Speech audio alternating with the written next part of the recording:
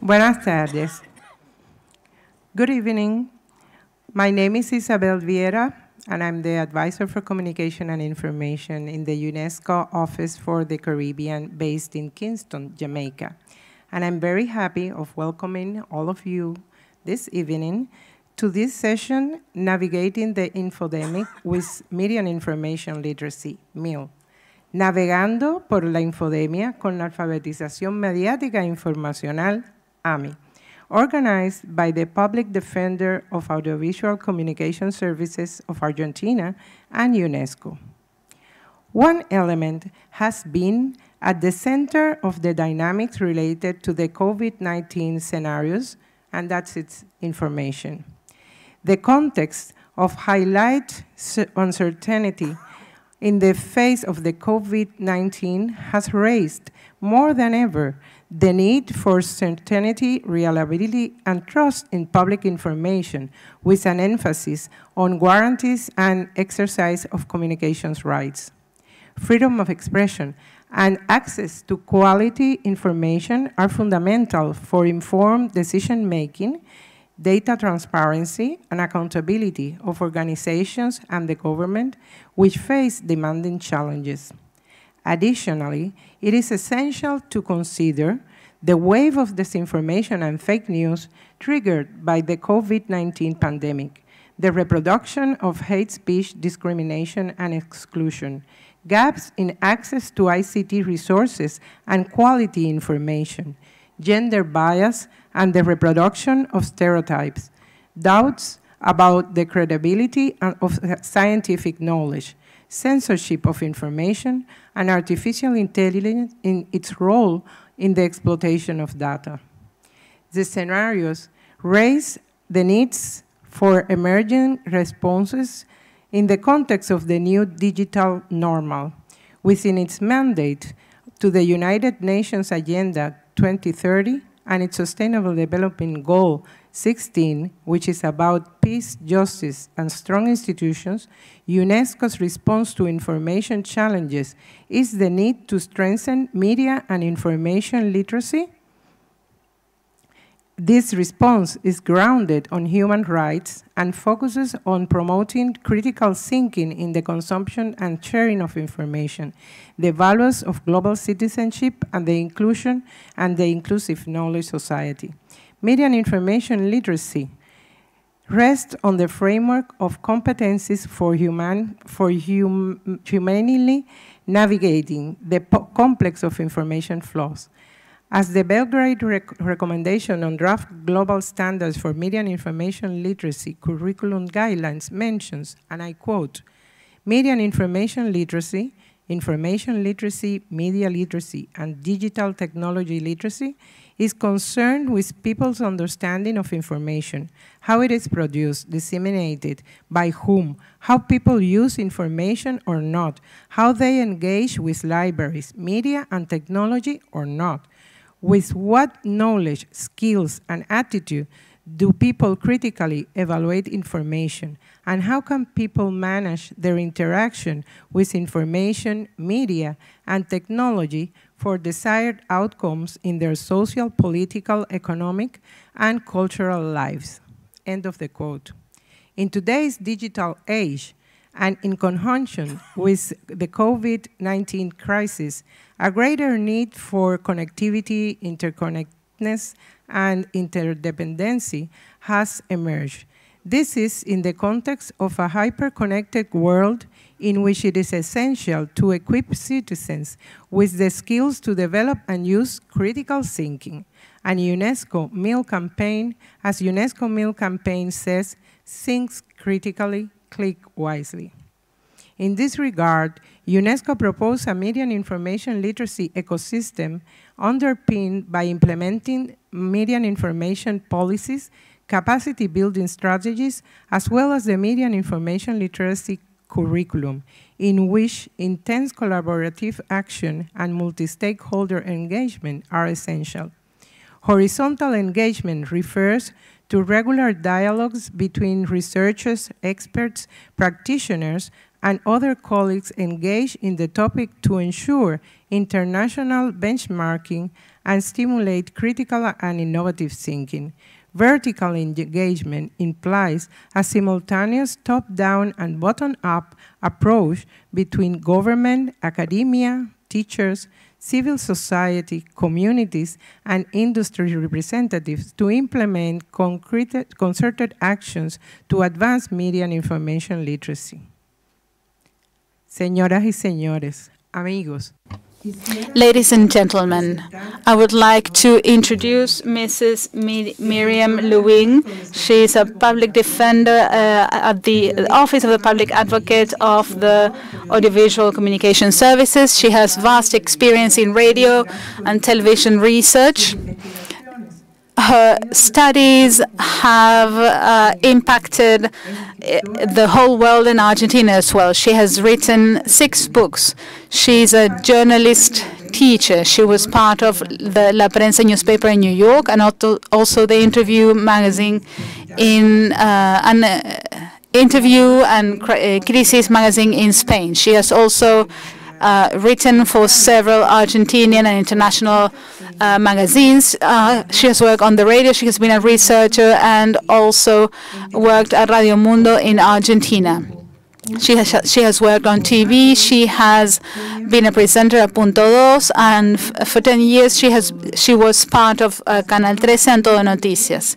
Mrs. Miriam Lewin will be presenting the book that has brought us here.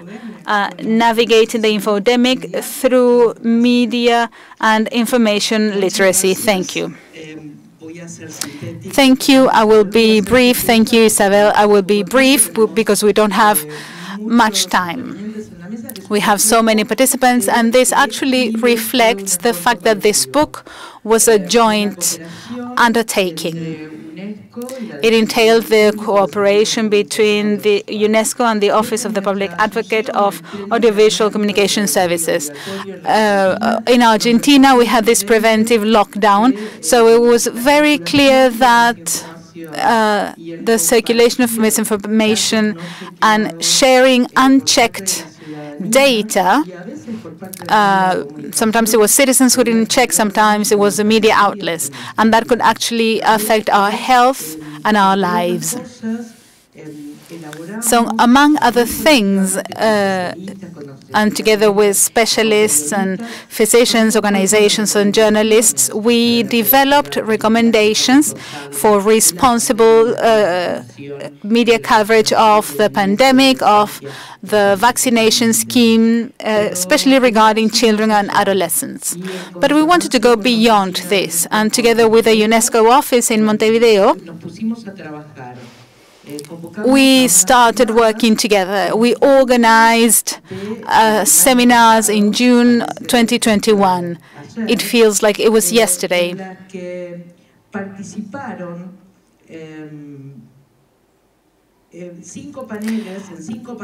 We had 23 speakers in 5 panels. They presented 28 experiences. We had over 5,000 participants.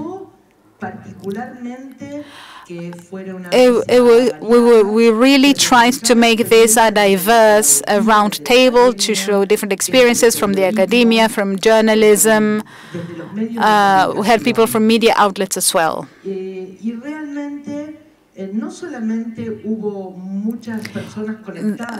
We had many people that actually joined the meeting live. They joined the seminar live. And also, many more people watched the videos later on. This is why we thought it was very important to include all this in a physical paper book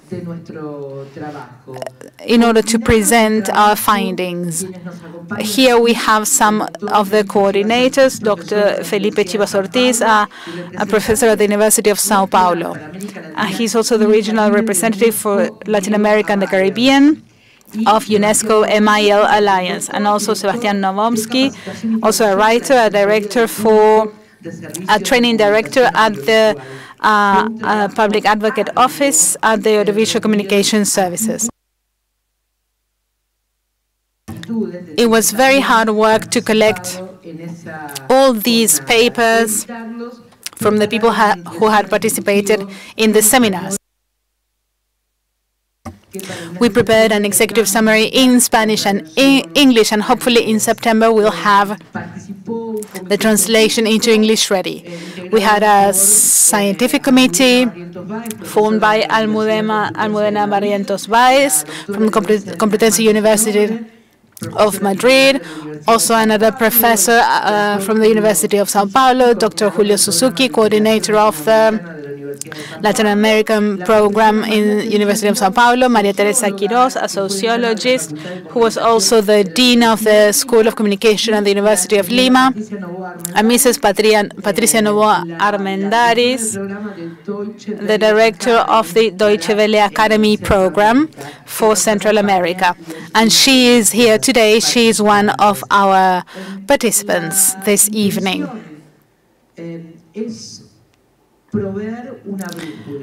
We would like to provide you with a compass. We would like to give citizens a tool through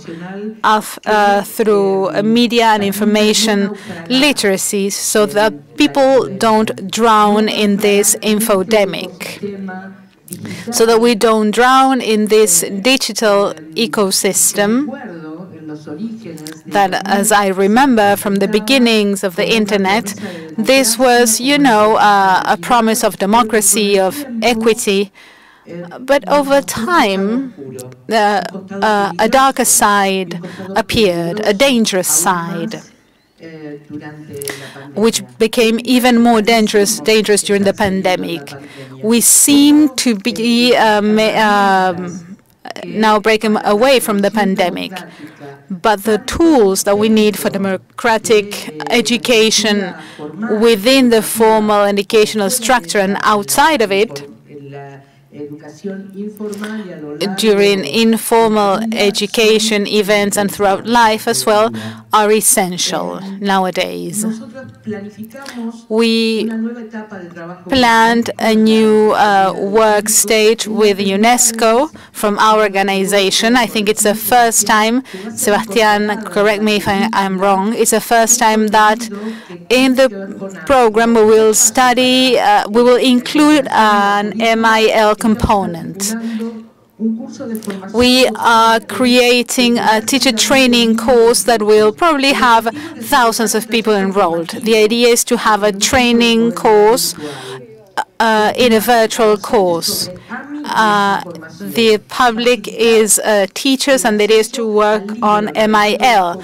The idea is to provide them access to this book, Navigating the Infodemic, with media and information literacy. I love the title of the book because of the whole drowning thing. Of course, I think you have the book, and if you don't have the book, you can take a copy with you when this is over. We also have a project called Comunicar no es un juego, Communicating is no game. We will be creating a tool to promote information and interaction with a specific emphasis on misinformation. We will be developing a number of additional teaching materials, also videos, podcasts, so that people can fully and easily appropriate concepts on MIL, and also so to develop a video game as a teaching tool. We have already recorded a course to help people detect misinformation for elderly people, because we have detected that during the infodemic, elderly people were the ones most affected by misinformation operations. We have joined two major Argentinian journalists that have already recorded the videos. We are now editing them, and you will be able to see this on educational platforms and social media very soon. I think, Felipe, that we have so much more work to do in the coming months. Now, we would like to introduce our moderator or presenter. Here we have Felipe Chivas Ortiz, a professor at the University of Sao Paulo and a regional representative for Latin America and the Caribbean of the UNESCO MIL Alliance.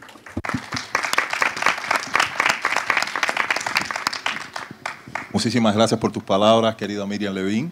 Y bueno, vamos a darle ya inicio a esta mediación y a este magnífico panel, del cual van a participar 7 importantes oradores, que les pido por favor que respeten mucho el tiempo de 5 minutos, porque como ven, somos muchos y mucho contenido, mucha esencia para pasar para todos los presentes y compartir conocimiento.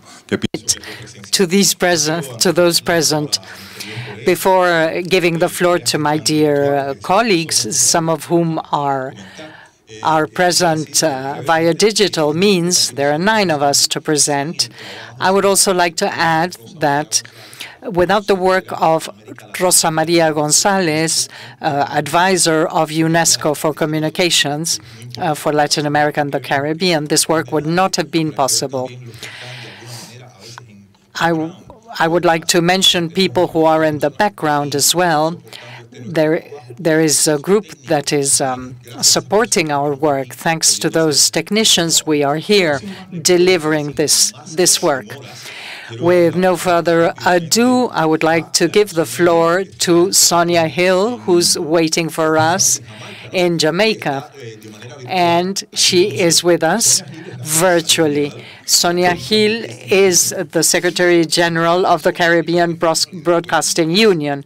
And I would like to ask Sonia first in Spanish and then in English, but we have simultaneous interpretation in several languages. So I would like to ask our dear Sonia first, what activities is the Caribbean Broadcasting Union carrying out so that young people use media and social media with criteria? Activities in the Caribbean Broadcasting Union carrying out so that young people can know and use the media and social networks critically and safely. The word is yours. Really an honor. Forgive me if I take a little more time in my answer than normal. I'm actually representing 20 countries and 37 members of the Caribbean Broadcasting Union. And I want to say on behalf of them, our president, Mrs. Kalisa DeVoe-Isaacs, and our board of directors, we are really grateful for this invitation.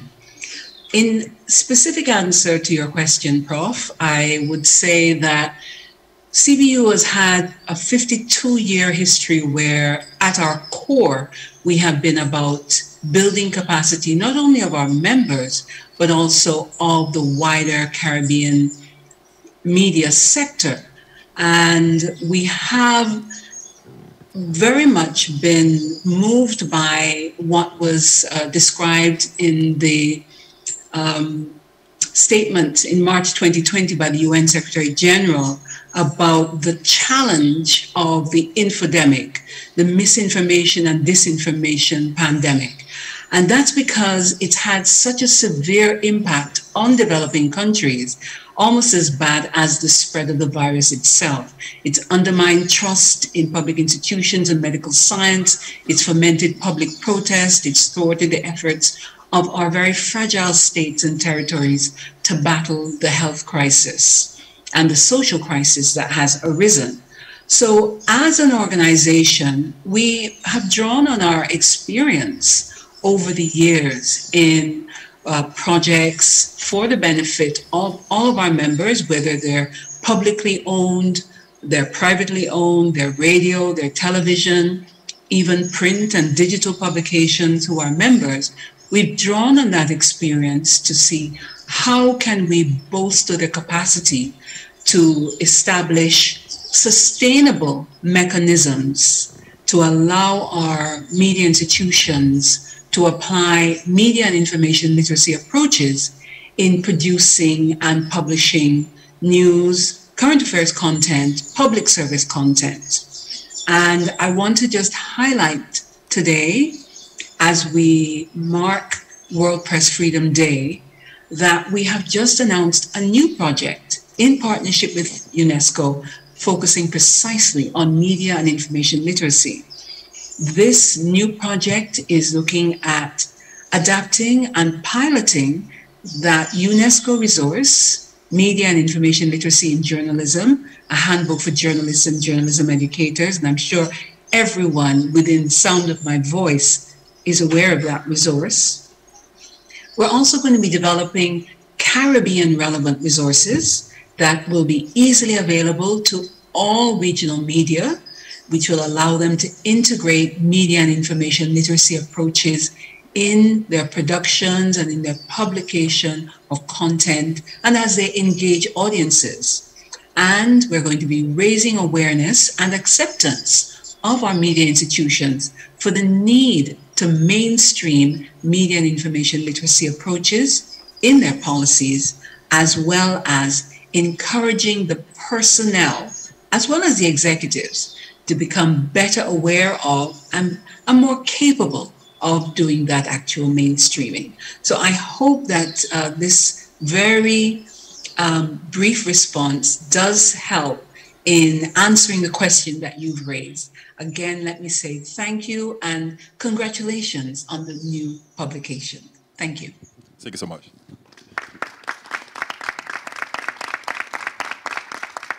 I am the one that says thank you, of course. Continuando nuestro panel, me gustaría decir que precisamente en el Caribe se está haciendo también un trabajo muy interesante en términos de alfabetización mediática e informacional. Y muchas veces se nos olvida que somos América Latina y Caribe. Y eso es muy importante que se diga.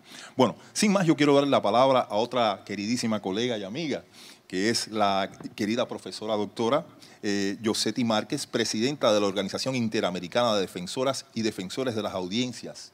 Y ella está acá precisamente para respondernos esta interrogación. ¿Cuál es el papel de las defensorías de las audiencias? ¿Tienen el mandato para actuar en el ámbito digital en la región? ¿Y qué quedaría por hacer para que puedan jugar un papel clave en el empoderamiento de los ciudadanos? Muitas graças. Muito obrigada pela resposta. Teremos tradução simultânea, não é? Thank you for the answer. We have translation, and I would like to congratulate everyone who is present in this meeting, whether in person or via the internet. Thank you to our colleagues who are participating from their own countries. I would like to answer the question thinking of the three matters that are contained in that question. The first is whether the advocates' offices in Latin America in general, they are called Defensorías del Público. In Portugal, for example, they are called providers of hearings. So these advocates' offices, and this question that deals with our action in digital communication and digital auditing, I have to admit that the legislation in the countries that have their own legislation establishing these advocates' offices officially, as Argentina, which is one of the most outstanding examples, unfortunately, as I just learned from the Miriam Lewin, our advocate who is present here, the law that established the advocates' offices in 2009 does not include the new communications media, this vast information that is coming out of the digital media. Legislation is always very slow, and technology is very fast. So if we take a step back and we take a look at the new technologies from the point of view of legislation, the role of the advocates becomes evident. What is the role, then, of the advocates' offices in this context? Our role, the role of advocates' offices and our inter-American offices, which I preside, continues to be a very important role in the teaching, from the teaching point of view in the sense of constructing mediation between the new technologies, digital communication, with the elements of media literacy.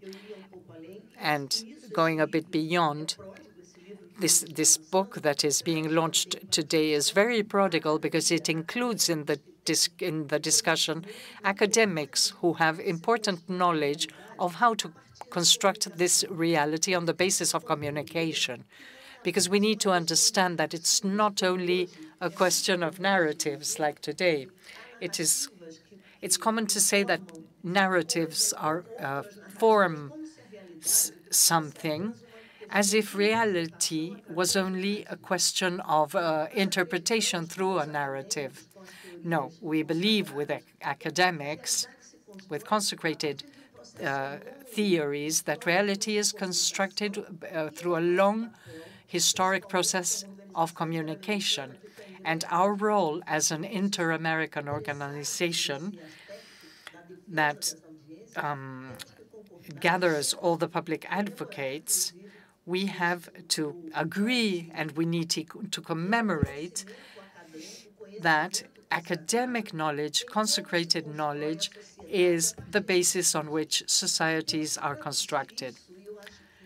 We have to translate that, and I believe that media literacy is one of the tools that is perfect for us to make a translation, in a sense, and try.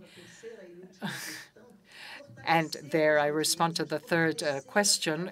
Through that, we strengthen citizenship, principally more elderly people, for a new look on what communication is and what their lives are under communicational processes. I hope to have answered the three questions quickly. And I would like to say that the Inter-American Organization of Public Advocates is working on this very strongly, attempting to gather beyond the countries themselves. The presidency of Brazil was elected last year. Before that, it was in Colombia. Before that, in Argentina. But independently from where the presidency is situated, our mission is to gather America, Latin America, and the Caribbean in the effort to build citizenship through letters, constructing reality through mechanisms of communication and the new communication means. It's an enormous challenge. And we have enormous challenges that we are going to face. And we are glad to count with UNESCO, which is always giving refuge to journalists, which is always defending rights, particularly human rights. I believe that we are in good company, so the challenge becomes easier. I would like to thank UNESCO for the opportunity and the invitation, and the authors of the book. I would like to thank them particularly for this work that is now being made public.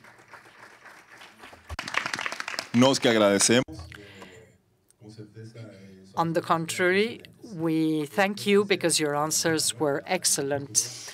And leaving Portuguese aside, I would like to say that the work tries to deepen information both in policies and experiences, strategies and cases.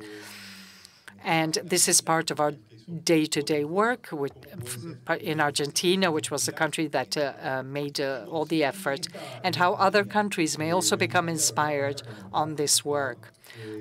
Continuing with this slide, I would like to give the floor to María Paula Martínez, an advisor to the Foundation for Freedom of Press in Colombia. From your point of view, of an organization of civil society, what should be done to promote media literacy among the citizenship? What strategies do you recommend and do you apply from your organizations? Thank you very much for the invitation. I am going to start by a question that we ask ourselves at FLIP, which is our organization, and which is related to media literacy, and which is, what is the gap? Our countries have a great deal of disconnection, so what is our role then to increase informational pluralism? It's an emergency. We have to think about the gap, and we need to think about the difference between the territories that are most disconnected. And our initiative as a civil society organization is a mapping, a monitoring of the ecosystem to identify the silent areas, to better understand those local realities of journalism. So once we find these deserts of information or places where there is no access to local information, well, we focus there in strengthening those areas. So we carried out this project, which is like a laboratory to strengthen journalistic initiatives interlocally. And very broadly, this is a recommendation to work locally. And since 2019, we have 450 people in 21 municipalities taking part in a literacy and strengthening project relative to media. We consolidated a network because we understand we need to work with leaders, with young people, with government entities as well.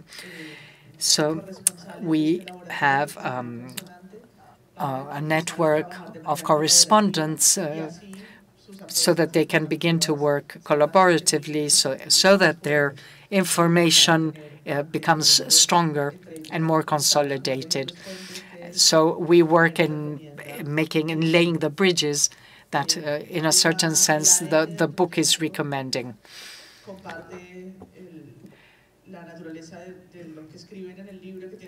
So the project shares the opinion of the book in that free press is an antidote to the infodemic, and that's where civil society can work harder. Recently, we have begun to strengthen this school with young people from secondary school and entity leaders, government entity leaders. So how can we start to work not only with people who are in communication, but also in secondary schools to get them a bit closer to understand how information is a common good, get them to understand issues of freedom of expression, because we often find disconnections in understanding this as the basis for democracy. Working with younger people are longer-term projects, but we hope this is harvested later with the initiatives of local journalism that is being launched. This school is called ECHO because we have been in the deserts sowing seeds of media and of journalistic initiatives that may awaken more critical audiences and that awaken the sense of defending freedom of press in places that are more excluded of the more hegemonic discourses of the larger media. Media and informational literacy is not only a technological problem, it's a democracy problem. It's something under siege that matches the general theme of this event. Thank you very much. Now we are going to Cielo Salviolo, who is the National Director of Childhood Content, named Pakapaka in Argentina. Cielo is going to help us to understand the following. Education is essential to change the way to read reality by children, who are the future young people and adults. What are the experiences surrounding media literacy that are being developed by the Public Signal and the Ministry of Education of Argentina to incorporate new technologies with this purpose in education? Thank you, Felipe. Can you hear me? Good afternoon to you all. It's a pleasure to be there. I'm sorry I can't be there in person, but it's a pleasure to be with you at least via this technology. My special thanks to Miriam and Sebastian, who are there in the panel, for making me part of the process, which began with those meetings of exchange of experiences and questions that we asked ourselves during the pandemic with Sebastian and Miriam. As you were mentioning, Felipe, Pakapaka is an educational channel for children, and it's public. And we feel that this involves a political and ethical responsibility. This is also blended with strategies and processes. What are we talking about when we speak about media literacy? And there is a question as well, what resources do we make available to the children for them to understand better the importance of audiovisual and other means? But how do we help them to use these resources to better understand the world, where sometimes information overwhelms and doesn't seem to be accessible sometimes? And to increase participation and to get children to produce contents and express themselves without mediation, we are working hard towards this. Childhood is the sector that has less self-representation. They always need someone to take their voices for them. So for us, it's very important to create the space for them to express their own voices. It's very interesting for me to mention one of our lines of work, which is one specific section of our screens, both digital and on the TV, where we invite boys and girls to answer some questions that are connected with contexts. We worked a lot with this during the pandemic, with the vaccination campaign. We invited children, boys and girls, to ask everything that they wanted to know, and also we asked them to tell us what they were worried about, what things they were listening to daily in the news that was causing concern. And we called that session, We Are Telling This Story. There was another section called Self-Portraits, and here they share with us aspects of their lives that they want to share. And all our network gets boys and girls to take their voices and produce content. They share this content with the channel, and we want them to feel that that they have a space. We also created a mini lab, which is a space for research, and we investigate and create tools so that teachers have resources to work in the classrooms. What's happening with children and video games? We are concerned about this. And we can work at the schools with the representations of the video games, and we can work with representations of the wishes, the desires, the pleasures. We are in a context that is profoundly unequal, and the access to devices and access to connections and tools, and we can never forget that, not for a minute. I also wanted to mention the most important experience that we have began recently, and it is that Pakapaka has a permanent council of boys and girls that thinks the channel with us. It's not a focus group. It's a group of boys and girls, of representatives from the whole country who gets together with us for a whole year to think about the approaches, the issues. Last year, we did the experience with 16 counselors from the whole country, and this challenged us a great deal in this whole process. It made us ask ourselves questions.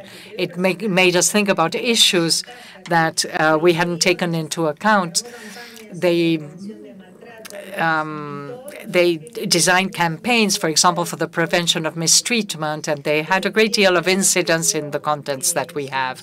That was a beautiful experience that had its first step last year, And this finished, and now we opened we launched a call for new councillors, and we had, I don't know, 500 boys and girls from the rest of the country. And they started their annual activity last week, and they already arrived with lots of questions to ask us. We are certain that in this process of participation, the channel becomes better. There is a before and after the experience of the council with the children. The channel is going to be a better place with these boys and girls participating so actively.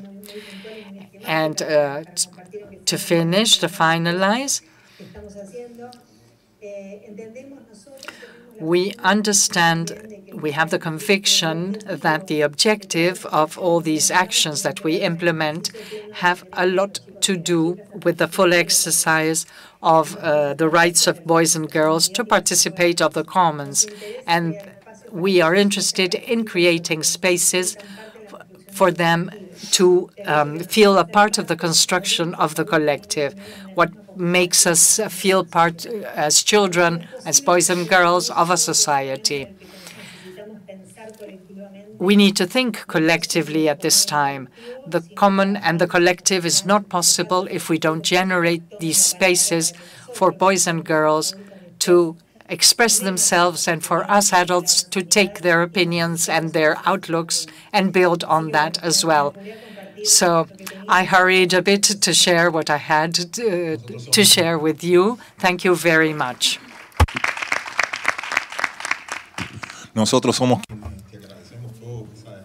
On the contrary, we are grateful for that magnificent experience, and we hope to multiply it and replicate it in other countries. I hope it's an example for other possibilities. So quickly, I would like to give the floor to Martín Aguirre. He's a journalist from El País of Uruguay, and he's going to answer this question. It's a curiosity that we have, and it's the following. From the experience of Uruguay, what can be done, what is being done from the means of communication to empower citizens to combat disinformation, the hate speech, and other digital threats? Sí, el tema del discurso de odio. Hate speech is an issue in which I'm not going to mention very much because I'm very concerned, particularly at a regional level.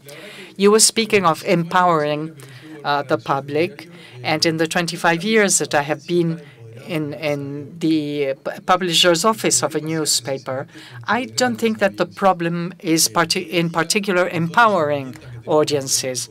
With all the tools that we have to measure consumptions by the users of our sites, analytics, all these systems that we have available, the reality is that journalists are slaves to what the public wants.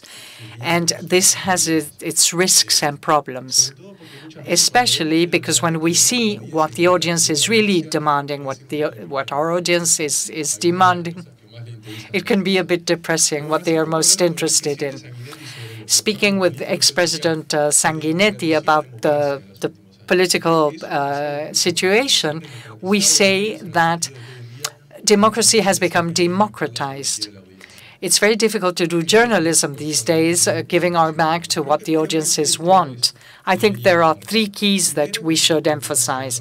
First, form audiences, give audiences the tools to become more solvent in the face of the information that they receive. Journalists have a lot to contribute to this. It's our job. We can collaborate with this. Then there is a responsibility of the governments that is no mean feat, which is to ensure the independent work of the media and economic sustainability. Here there are many important aspects that are on the table.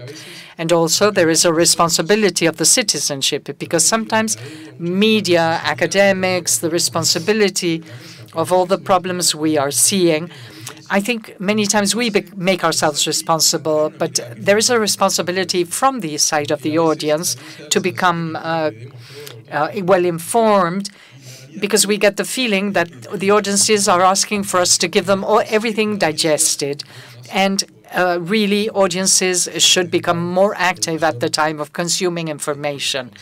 And they should do it with more awareness and more responsibility. I was speaking of governments and financial sustainability of the media. I think this is key because there is a phenomenon that has arisen from the creation of networks, of social networks, where the intermediary is eliminated. Who are the journalists? For example, trade unions communicate directly with audiences, and it makes it very difficult for journalists to comply with the role of accountability, to demand responsibility from the media. It's very easy for a political leader to go to Twitter and say for really weird things when they don't have a journalist in front of them.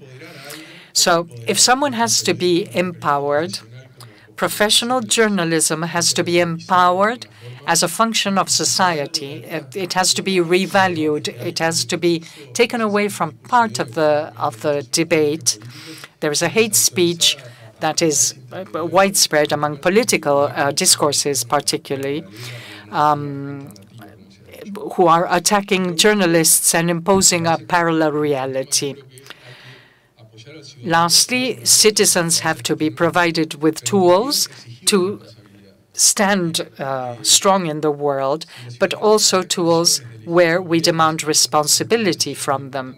Because if they can take decisions, they have to assume their responsibility in this new context of information, where citizens are often those who replicate fake news, who replicate hate speech, and replicate all the elements that make it difficult for us to have a democratic, peaceful, pluralistic, and integrated society.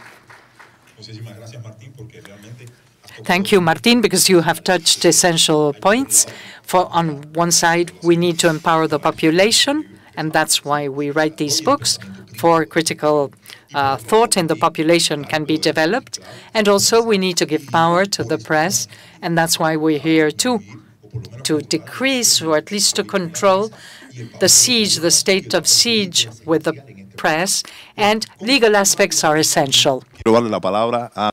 Now I would like to give the floor to our dear colleague, Patricia Noboa Armendáriz, director of the Deutsche Welle program in Central America. She will be answering the following question. Deutsche Welle Akademie. She works with different projects in Central America, and she will be answering this question. The Deutsche Welle has had a major role in education and practical awareness raising of the general population, specific stakeholders such as the government, artists, etc., regarding several cultural aspects of freedom of information and of expression. Nowadays, this is recognized as UNESCO as MIL cities or media and information literacy cities. Can you please tell us about some success stories in Central America as implemented by the Deutsche Welle Academy? Of course. Good evening, everyone. Congratulations on publishing this book.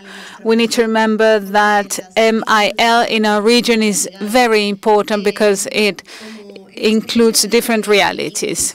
In our experience as Deutsche Welle Academy, as a knowledge transfer center, and when it comes to implementing international development, international media development projects, one of the challenges, one of the recurring challenges we face when it comes to applying MIL throughout 30 countries in the region is how we can put into practice this concept of media competences regarding these ideas and how citizens can implement this critical thinking.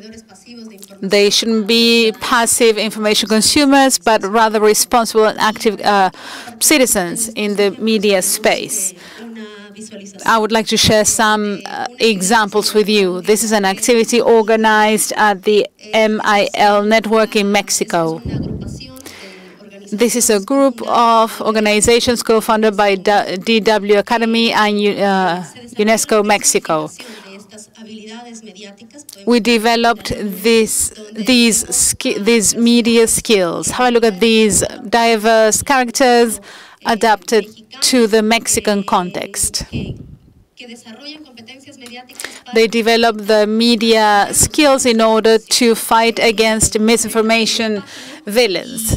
We will see this on the second slide. These villains look really awful, and they cause so much trouble. There is hate speech, manipulation. Also, there are catfish. There are spies as well, the ones that, steal information, user information. Also, these human characters activate the media skills. These are ordinary citizens like us, and they become MIL heroes. In the narrative suggested by this tool, we can see how these monsters act.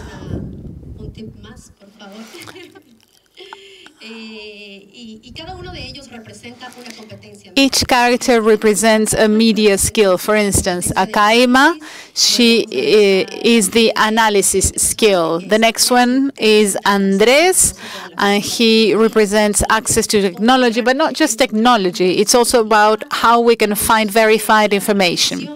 Alejandra also reflects action, and the following characters are Christian, creation, and an additional one, Roxana, that represents reflection. Anyone can become an MIL hero if they develop these skills in order to, fight against these heroes. Here we have the manipulator in action that creates confusion. There are hyper-connected audiences. It's very difficult for them to distinguish between quality and non-quality information. On this slide, we can see how these characters actually defeat these villains when they can develop these cognitive and behavioral skills.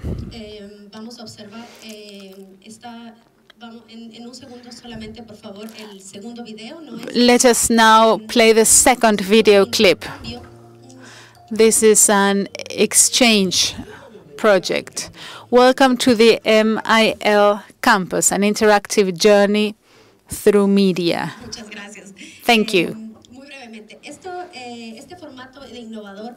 This is an innovative format that shows the interdisciplinary exchange and the identification of new trends in co-production between DW in Spanish and our Guatemalan partners. We invited diverse voices, musicians, influencers, journalists, young people with limited internet access, young indigenous people from various Mayan communities in Guatemala, for instance. We invited all of them to exchange ideas on their feelings, on what we need to face media outlets more critically in order to stand before information in a more consolidated way. The impact of this format that combines dialogue and that is also available to the community allows us to improve media and information literacy. Can we please play the whole video now? Thank you. Welcome to the MIL campus, an interactive journey through media. Multicultural, 3 contents, 17 countries, 44 panelists. Interactive.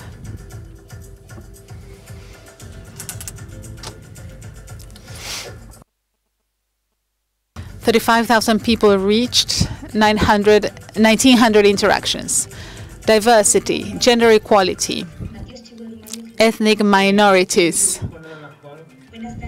Good afternoon, everyone. Adults, teachers, children, adolescents, and puppets. Music, live visual memory.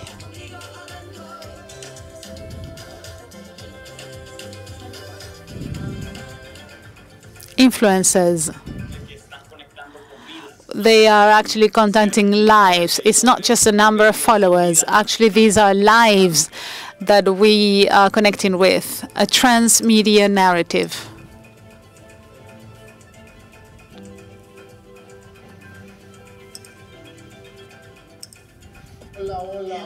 Hello. Welcome, everyone. There is an information avalanche.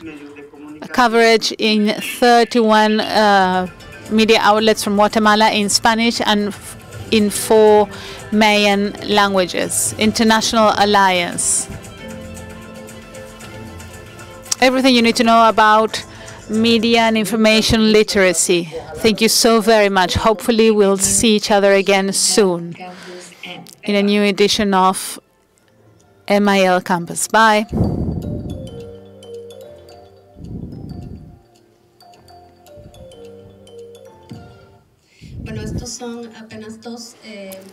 These are 2 brief samples of projects that can be adapted to new innovation agents that are key in the construction of MIL cities. Thank you. That was a great video that it really summarizes what we need to do regarding MIL. This concept of MIL campus is also very interesting.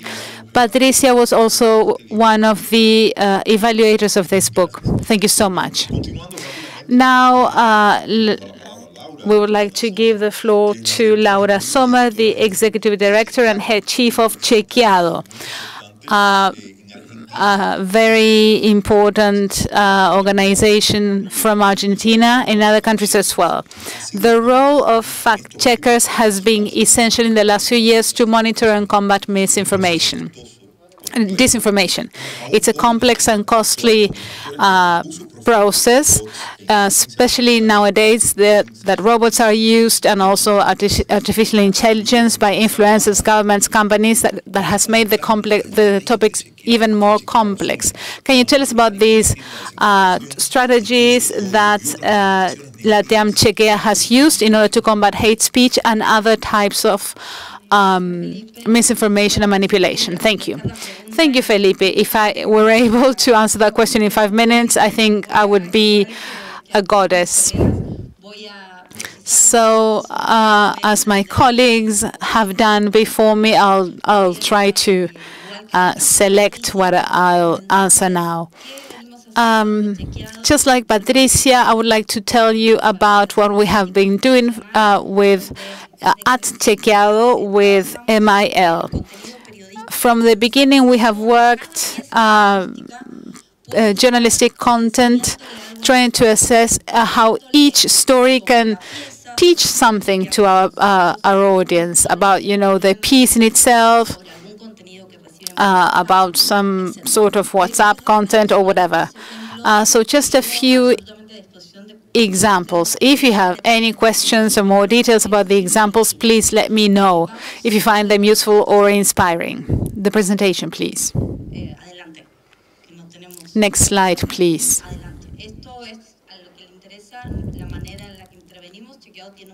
Chequeado has a media program, an education program, an innovation program, and a research and impact program. We think and we'll always say that there is no silver bullet that can, eliminate misinformation, and this is why we need to work from various perspectives. As I was saying, in our reports, we make the method explicit, as well as the steps we take. And without, maybe the community isn't aware of this, but we help them how to break away from old habits. The next one, please.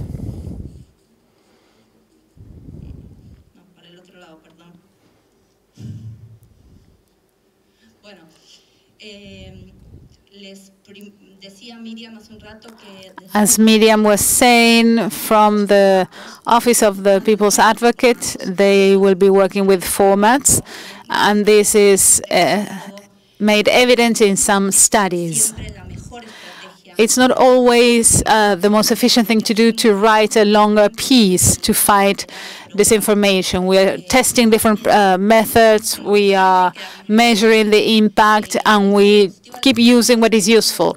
Here you can see some of the formats that are useful. It's, very economical and effective. You can use these formats. It's like a WhatsApp conversation, and this works well. It's easy to put together, and when there are small press rooms or smaller teams, this is very useful because we have people's reactions, the comments, and the views work efficiently as well. And the same goes for infographics or images. Sometimes there are elections and people become polarized. Images seem to trigger fewer polarizing effects. When people see an image and not the text, they can distance themselves from a given political party. It might sound a bit weird, but we have measured this carefully. The same content in a text or in an image can trigger different types of reactions on social media. And images seem to be less polarizing. So, for instance, in highly polarized topics within the Argentinian agenda, we choose to post images on social media and not the text. This is a very recent finding.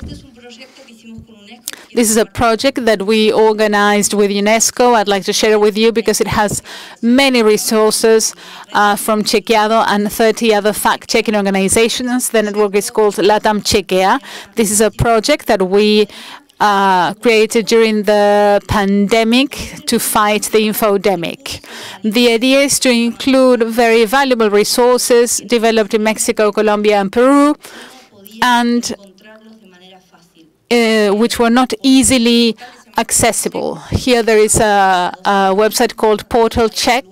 It has a section for teachers, for influencers as well, which it's key to work with them actually. And we should work the way they work. We shouldn't, we can't think that we're going to teach them how to do things. For instance, we had developed a course that ended up being a virtual course through a number of emails where we provided 10 tips in each email, and then we had an in-person conversation with some of them. It was a fully tailored experience so that they find the project useful. This is a newer project, also co-organized with UNESCO. It's called Electoral Check. Please have a look at it.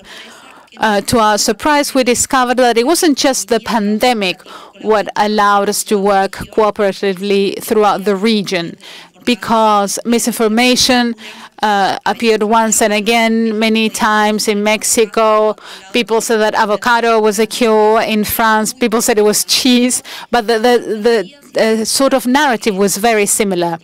It's surprising to see that we conducted a study, and it's surprising to see that this happens during election times as well, with different types of misinformation. And these 10 types appear repeatedly. So at Electoral Check, we work with guides and recommendations for electoral authorities and journalists. We know that they will get these types of misinformation, so we need to warn them, warn publics that this type of content will reappear in the next election process. This is one of my favorites. It's a game. It's an escape room. Maybe if you have teenage children, you know what this is. It's an escape room where people play in order to find an enigma as fact checkers. I don't know, I was at Chequeado, they were at Chequeado, the professionals were gone one day and they had to take over. We are implementing this at universities for the last year of high school, first year of university. We're trying to measure its effectiveness to see if it's effective as a resource. If it is, we will implement it in the physical world as well. So just for the end, I would like to say that we also developed a project for teachers. This was a MOOC where they could teach about the infodemic. Teachers told us that they needed disinformation concepts in order to teach about this at school. And there were also other basic concepts on the pandemic that they needed. For example, the difference between pandemic and endemic virus, concepts about the virus in general as well. So this ended up being a teaching tool to help us teachers at a MOOC environment. And this is similar to what our Colombian colleague said. It was people participated live, but also after the event. Latam Chequea. If you're interested in the presentation, I can show you all the organizations that fact-check facts in Latin America. Now we have the support of Google News Initiative. We are working in 4 countries with a Training the Trainers program. And we're so very happy about it. We aim to train fact-checkers in the teaching of other people as well. Most of them are journalists, others are tutors, but many times they're not trained to work with people. We also want to train university teachers regarding fact-checking and disinformation. We always want to scale things up, so we believe that training the trainers is essential in this case. Thank you very much.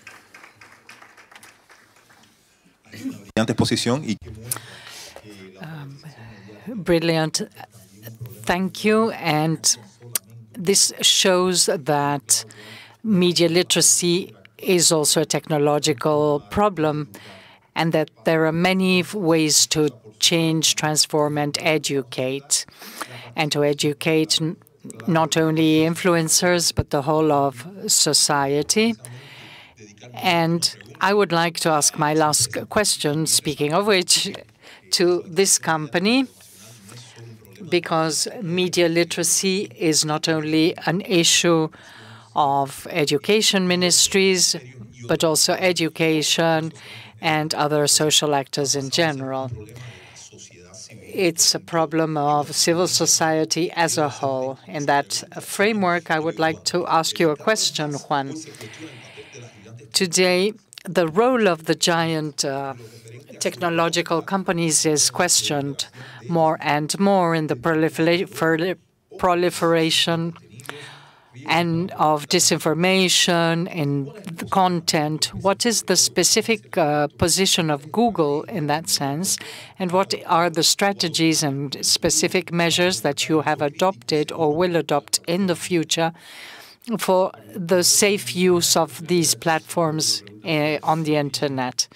I'm glad that this last question is the difficult one. All of them were difficult, but this is a really difficult one. And thank you very much for asking it. I disagreed with in a friendly way with the fundamental premise of the question. The essence of Google as a search engine is to try to offer to those who have a need to know something the information that intuitively covers that specific need. What Google did was give an order and index the information of the world. So philosophically, there's a point of coincidence between all of us who are here, between what Google is trying to do through its search engine and everything that all of you are doing. So very briefly, the quintessence of Google as a search engine is offering quality information. Disinformation goes against the grain of what Google is trying to do, which is presenting to a person information of quality. So in that sense, I'm going to be very brief, but it's very important to mention this because when one thinks of the large companies, one thinks only of huge computers operating. On the contrary, there are human beings with a big heart who are thinking constantly about a big phenomenon that is changing all the time. Those of us who work there can testify that there are new challenges every day regarding disinformation. Google is constantly working on the product so that the search engine takes new signals to identify disinformation. But Google, not only with the people who work in Google, I have people next to me with whom we do programs, and we have people who tell us, look, Google, this, and this is not working properly. So Google LATAM checks, and Google checks. What do we do? We had noticed this, but thank you for bringing this to our notice, and we'll see how we solve this. The creation and the incorporation of a tag, that the information can be tagged, that is like a check to try and disseminate that so that fact checkers like LATAM checkers, their role is essential. This has to be implemented so that it's shown in the search engine. And in a tag in Google News, it says that it comes from a fact checker to emphasize that there's an incredible organization behind that information.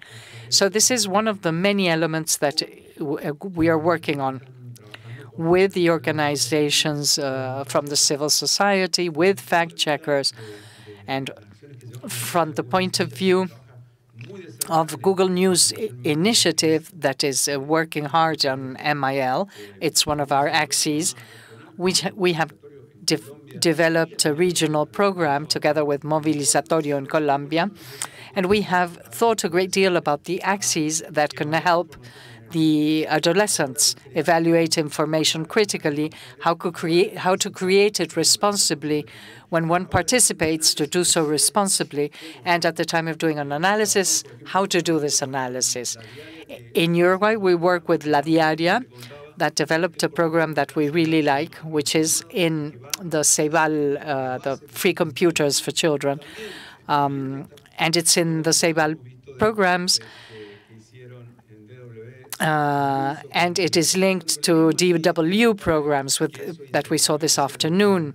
We want it to be local. We want it to be an incentive. There is a lot of training then towards the public in general, and also, as Laura was telling us, information towards training fact checkers. It's a dynamic phenomenon. It's growing. It's complex. And every day we need to be reevaluating what is being done. So from the product area, we are working with initiatives with the public as well. And concretely, we have meetings all the time, human beings that meet, and we ask ourselves, are we doing things well? How can we improve? Shall we call the experts? This is present all the time, and that's why I go back to the fact that we care about the press, and we are working on all this. When we think of the range of a search engine, I think this is not 2 + 2 is 4, but sometimes it's 3.27.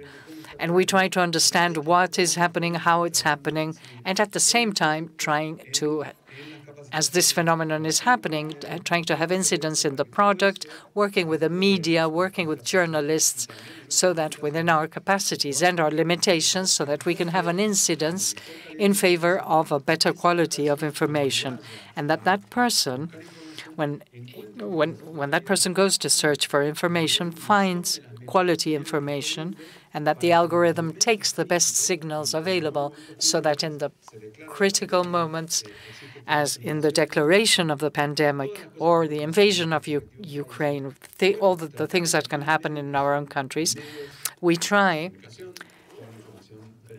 to get verified information through fact-checkers to deliver to this person who is searching for information. And we try to get fact-checkers in the proper place within the system so that the citizens receive quality information. So, to finish, does this mean that everything is okay and that everything is perfect? No. It means that the phenomenon is very complex. It is dealt with in a very serious way. There are consultations with civil society, with fact-checkers, with organizations that are working on all this to try to understand what's going on. And we try to work jointly to improve the product, to improve our training, and to improve our capacities, the capacities in the citizenship, in the media, to continue to approach this phenomenon, which will continue to be complex. We have also added Akademie to incorporate, asked it to incorporate its vision, and we work together with them to produce quality information that is verified by people who have undergone the training process, so that children, teenagers, ourselves as adults, parents, journalists have access to the necessary tools to approach an increasing phenomenon of disinformation, which is happening in our region very visibly, and that will continue to be a reality in the future. If all this goes well and we continue to create more training and we continue publishing, we are very optimistic in this sense. Can this be solved? Maybe it cannot, but maybe among all of us, we can provide the tools so that the citizenship, the journalists, and a company like Google continue to contribute their little grain of sand towards less disinformation. Thank you very much, Juan, for your answer. We are really happy about your answer because Google is a world-level company, and all the work that is being done is very interesting and very important. Our question is present in many of us. If you say that it was a difficult question, you wouldn't have wanted to be there when they asked questions to the WhatsApp people. Those were difficult questions. So to decompress a little bit, I want to let you know that it's the positioning of technological companies. UNESCO thinks that this dialogue is very necessary between companies, between education, and, of course, with common citizens with critical abilities, with all the sectors of society. And to give a final summary, I would like to ask my friend and colleague, who is also the editor of this book together with me, and we have undergone a very difficult and long process, Sebastian Nowomirsky, doctor, professor. He is the director of training at the Public Advocate's Office in Argentina. Thank you very much, Felipe. It's an honor to be here. And could we thank Rosa for opening this space for us? We have the book here today, and we baptize this promiscuous child that we have produced. It's a collective child, but it's born also of debates, of discussions, of encounters, of meetings during the particular moment that was the pandemic. I think that the task here is to synthesize all the difficult questions. I marked a few things that for me was key. Miriam, in the opening, spoke of something that is over this whole conversation. We are talking about democratic capacities. the quality of democracy in our region and probably in the whole world. This probably shows the scale of the debate that we are in. Second, Miriam also mentioned it, is the need for articulation in MIL policies with the national ministries for education. With UNESCO, we are carrying out and we are opening the possibility for the Ministry of Education in Argentina to integrate MIL contents in the schedule, because we understand and we feel that this is an emergency. I'm jumping from presentation to presentation, but I would like to emphasize the role of public advocates. And Josette said something that for me is essential. We are one step behind because the problem of the jump that we are going through, the brief time where there is a jump in technology, and the actors here present are probably going to continue being a step behind the advances. But is this a big step or a small step behind? Pakapaka represents the voice of children in a wonderful way in Argentina, and it has to do with understanding the world. This world, this hyper media world, it's a world in which technologies have a central role, but it is key to give voice, and it is key that to the fact that boys and girls can show themselves in media and platforms and have a voice is key. And as a Brazilian author said, taking our voices to transform the world, I think, is a central aspect of what Cielo was saying. Patricia used a metaphor which is exceptional. How do we make land all these concepts in the citizenship? Patricia showed a way of dialogue that is intercultural with different languages. I think there is a key there. It is bringing to ground the concepts to the citizenship with a very strong teaching aspect. Manuel had a difficult question, the order of information.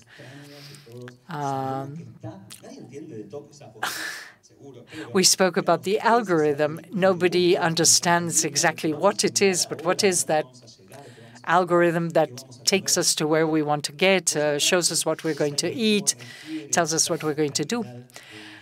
And you showed us that this algorithm tries to give us quality information because it's something instantaneous that must not lose sight of quality of information.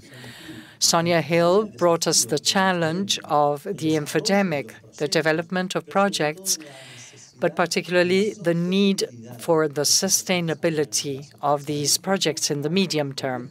We live in a very complex region. There are winds that go to one side, winds that go to the other, and these spaces are essential. We need to consolidate sustainable MIL policies in the medium and long term, because this is a problem that is here to stay. María Paula Martínez spoke to us about an element that is key, the mapping of the gap. And we saw we live in the most unequal continent on Earth. Entry to the world of technologies enables democratic functioning, and without that that entry to the digital world, that access is denied. Martina spoke of the democratization of the media, and she put on the table again, I think in this event of UNESCO, she put on the table again the role of journalists. In what way is the role of journalists reconfigured in this digital siege, or this new media ecosystem, which invites journalists to be key informers, reporters, and which is a role they've had for a long time in our democracy. And Laura Zommer mentioned the learning that we can get from each journalistic piece. It's an opportunity for media literacy, and she mentioned something that I think is key. This is a global problem. It requires different approaches, and to summarize, and to make an effort to be able to close a bit the elements that were mentioned here. This problem has a teaching and educational problem, fake news, hate speech, but also MIL has a second key element, which is that to be able to access the technological world, it is necessary to include a significant part of the citizenship, particularly regarding devices and connectivity. There is no MIL if there are no citizens connected to this new communicational system, which in so many ways our democracy is dependent. And this new media ecosystem that we can baptize the era of platforms that Shoshana Zuboff called surveillance capitalism or data capitalism. This new communication system, this new era, we need to teach it, we need to learn it. We need to learn this very difficult and complex world that, as Joseti said, we are one step behind, but we need to understand it to have strategies of action and intervention, and MIL is probably one of the main strengths we have available. Thank you. In this way, we are going to close this excellent panel with the presence of businesses, educators, of social organizations, NGOs, and also and essentially the presence of UNESCO and the public advocates of Argentina. Thank you to all.